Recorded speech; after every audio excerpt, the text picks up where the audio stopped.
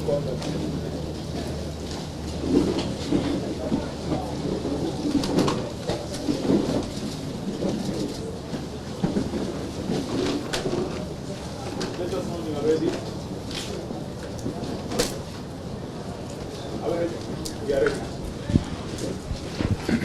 you ready?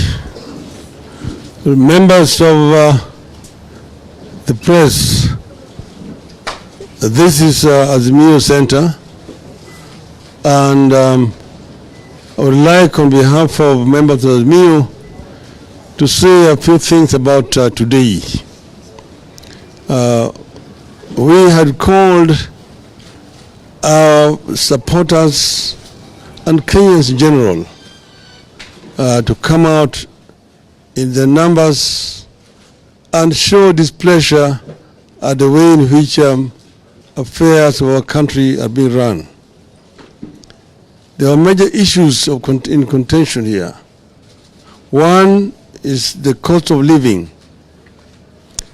Two is the issue of formation of the Independent Electoral Commission commissioners. Three was the issue of electoral justice, including auditing of the server. Four was the issue of interference with the opposition political parties which are members of the Azimio coalition. These are the issues in contention. I want to take this opportunity to thank Kenyans throughout the country who heeded our call and turned up in large numbers to express themselves in a way that they could. Information that we have is that the protests were successful countrywide. In most of major towns, in almost most of the counties, there were people who turned up and expressed their displeasure at the way things are being done in our country. Therefore, we are very grateful to them, and we want them to stay tuned, because this is just but a beginning of a long struggle which will end up, obviously, in victory for the people of our country. Those three issues in contention are not negotiable. One is the issue of the cost of living and the punitive tax measures which have been introduced by this regime. Kenyans already are suffering seriously. The other issue is the question of formation of an independent electoral commission. We have understood from the Kenya Kwanza Brigade that they want to go ahead and form the commission on their own. I want to make it very clear that if they do so, that is going to be basically a Kenya Kwanza commission. And we will, as a MIO, also go ahead and form our own commission. Secondly, we have also said that the people of Kenya have a right to picket, to demonstrate, to petition. And that is what we are doing right now. We've said also that this is a right enshrined in our Constitution. The Constitution also says at Article 1 that the sovereignty in the Republic of Kenya is vested in the people of Kenya. And the people can either exercise it directly or through their elected representatives. Today we have launched the movement to collect signatures from Kenyans so that they can say that they are withdrawing their delegation of powers to the elected leaders and taking it to themselves. It is the first in the history. We know that the authors of our Constitution did not put that particular article in vain. And we are going to invoke that article to delegitimize this regime. We will collect signatures from Kenyans, and I've said we will also form an electoral commission, and we will carry out a referendum to delegitimize this regime. Then the other one is the issue of auditing of the servers. The rest is now history. We will not allow Kenya Kwanza to kill constituent parties of Azimio. Therefore, and by once again thanking Kenyans for remaining steadfast and tell them stay tuned. Thank you very much. Now my colleague, Governor Mwangi Wairia from Murang'a County is going to make some remarks. Thank you very much. It was a long day, but a good day for Kenyans. Today was reminiscent of what happened over 30 years ago. It brought me the picture of our friend, our leader Raila Odinga, Kenneth Matiba, Charles Rubia, and the other pioneers of Kenya's second liberation. We all thought that we've taken about 30 positive democratic steps since that time. But unfortunately, today it was demonstrated that we are still stuck back there. The way Matiba was treated, the way Raila was treated, the way Rubia was treated was no different from the way we were treated today. The gains which we had accumulated has just been swept away. We started off the day peacefully. We picketed peacefully, but they confronted us right at the start. With tear gas, we don't know what the cause was, but that demonstrates to us that this is a regime which is 30 years behind. The worst part of it is that when we got to the city, I was with Baba in his vehicle, and we were actually confronted with live bullets. The same log policeman who did it to Baba the other day was on site. He was fully hooded and he looked like a terrorist. We took videos, and through Baba, we are going to ensure that we pursue that attempted murder.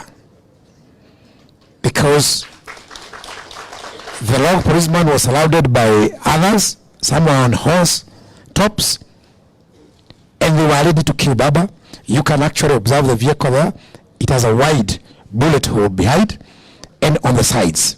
So we are actually dealing with demons, people who are ready to spill blood, bloodthirsty animals. But we want to tell them that that has just embodied us. We are stronger than we were. And I also want to announce that this war is a national war. 90% of Kenyans are behind us. I've received calls from Mount Kenya, and they're asking us, when are you coming here? We want to announce that we are coming home to Mount Kenya, and they're actually more willing than anybody else because they are the ones hit by the increased cost of living. We are business people, and our people, all our businesses are on auction. Lastly, I want to tell everyone that this process of signature collection is a national process and is a volunteer process. Within your small circle, pick the forms and have them signed and get connected to Azimio, bring the forms. It's purely volunteer. Within your circles, mama bogas, chamas, matatu operators, borders, pick forms and return the forms to us, because that will be your voice. Lastly, as we go forward, we know that we are all dead down economically. we want to urge Kenyans not to donate any more money to this regime. We want to urge Kenyans to actually even buy whistles. Everyone should have a whistle. When you have someone wanting to extract more money from you, just blow up the whistle. Alert your neighbors. In the marketplaces, mama bogas, you are promised heaven. All mama bogas, all market people should have whistles. When you have those white, yellow coated kabuti people blow whistles, they'll be stealing from you. When someone come to disconnect your power, blow a whistle, he's stealing from you. When someone comes to disconnect your water, blow a whistle, they are stealing from you. We are not ready to donate any more blood to them. Thank you very much. Back to Baba, or directly to our majority. Thank you very much. As we had indicated from the outset, today we are simply but the beginning of this new wave of civil disobedience and mass action. And following the resounding success that has been registered across the country, we wish to announce that we are going to continue in this journey. We are going to continue, and come next week, the 12th of July 2023, that is Wednesday, we are going to have even more serious demonstrations across the country. We are going to have massive demonstrations across the country. And in Nairobi, those demonstrations are going to be preceded by a massive public rally at Kamkunji. And let me say this, that the role of the police in this matter is simply to provide security to the peaceful demonstrators and assemblers. We are not giving a notice as a way of seeking permission from anybody, least of all the police. So stop wasting time with those baseless proclamations that you continue to make every other day. We don't need those proclamations from the police. We have simply notified you that come the Wednesday, the whole country will come to a standstill as Kenyans of all walks of life participate in massive demonstrations in every width and breadth of the country. And this is going to continue until the end. There is no stopping in this journey. Thank you very much. God bless. Thank you. I think that's all. And I want to request only camera persons to come out here, because you'll be shown the extent that the police have done. Just 1 second. Ningependa kwa niaba ya wanaazimio zote kuchukua fursa hii kutoa shukrani zetu zote kwa Wakenya kila mahali ambao walijitokeza siku ya leo, wakaitikia wito wetu na wakafanya maandamano ya kiamani ili tuweze kutekeleza ile maslahi yetu.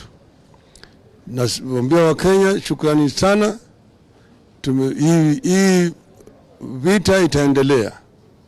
Hii mapambano bado itaendelea.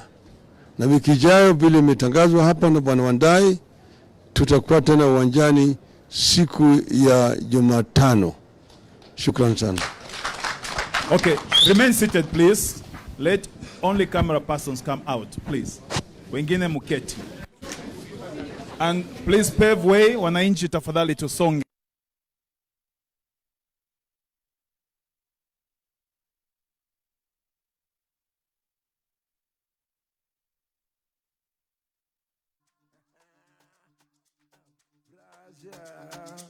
Baba, ay ay ay ay ay ay ay.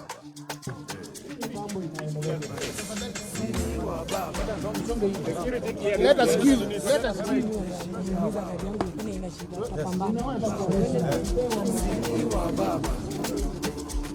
Baba, jeshi ya baba, baba, sini wa baba, baba, baba, jeshi ya baba, baba, baba, sini wa baba, baba, baba, jeshi ya baba, baba, baba, sini wa baba.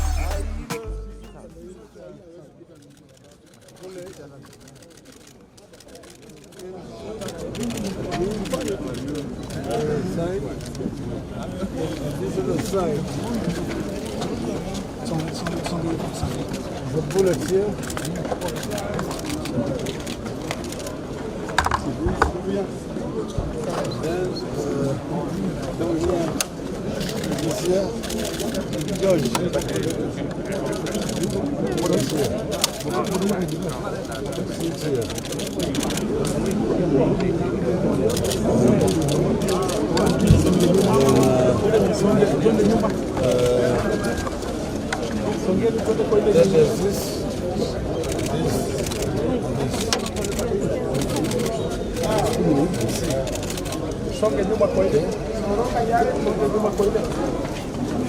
All these were fired when we were inside.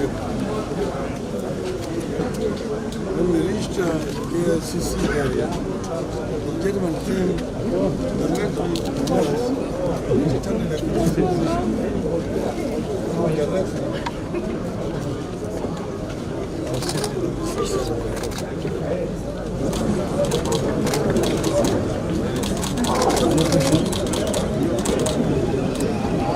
Songe nyuma kidogo. Songe nyuma sasa. Songe.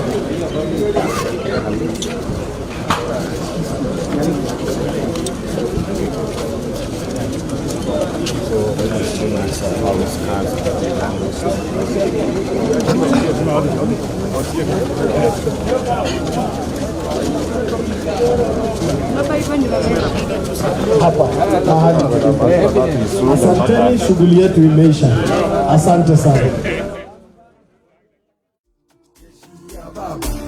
Baba, baba, sini wa baba, baba, baba, jeshi ya baba, baba, baba, sini wa baba.